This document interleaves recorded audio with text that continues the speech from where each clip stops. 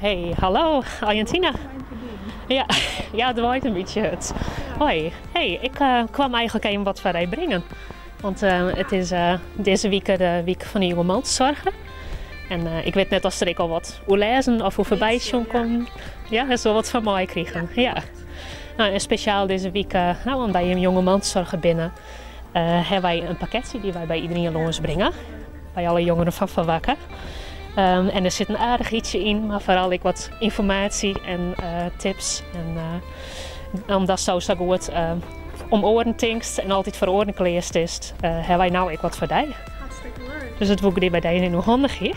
Nou ja, ik vind dat ze het heel goed oppakken. Kijk, maar deze coronatijd dat ze online dingen organiseren, maar ik gewoon dat ze ja, maar ik met orenmantelzorgers leuke dingen doen en dat ze die zin even verzet op die dag. Dat is net aan thuis hoe te denken en die zwaargen erbij. Dus dat vind ik wel heel leuk van deze initiatieven. Nou ja, je ziet orenmantelzorgers op de doedagen. Ja, je verwacht soms net dat dat gewoon zo dichtbij is. Dat iemand oors extra dichtbij hetzelfde als die had. Dat is wel heel leuk om te zien en om daarover te praten. Het is heel belangrijk dat er aandacht is voor deze doelgroep. Jonge mantelzorgers werken ontzettend hard. Ze hebben hun squallen, ze hebben werk, ze hebben bijbaantjes en daarna zeggen ze zwaar thuis. Ze staan altijd voor een soort kleren. En wat heel eigen is in deze jongen is van ze zullen net gauw om hulp vragen, net gauw zeggen dat er wat is en zichzelf zo lang mogelijk proberen te redden.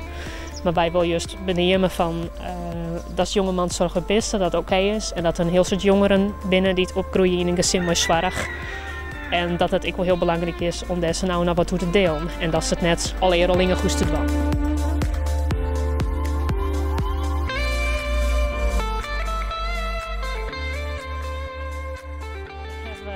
Je speciaal voor je omdat je mantelzorger binnen en altijd voor een oorkleer staan, heb ik speciaal wat van je, want wij vinden het heel mooi dat je hem dat doet.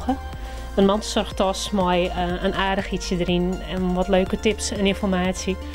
En ik heb in je van je Niek, zusje, maar die zit op school nou, begreep ik. Ja.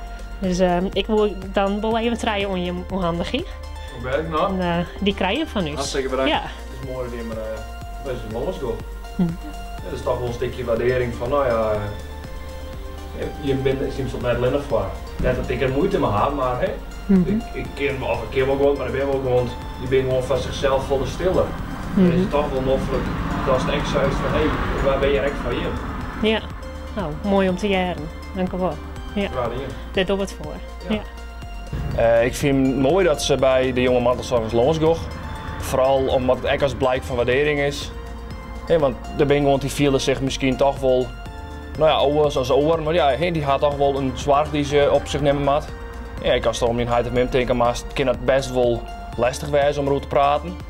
Dus ik vind van mezelf vind ik het heel normaal, maar ik vind het wel heel mooi dat ze dat doen om toch die band die het er moeilijk mee gaan, om toch de kans te bieden om zich gewaardeerd te voelen en als er wat is, dat ze er maar praten kunnen.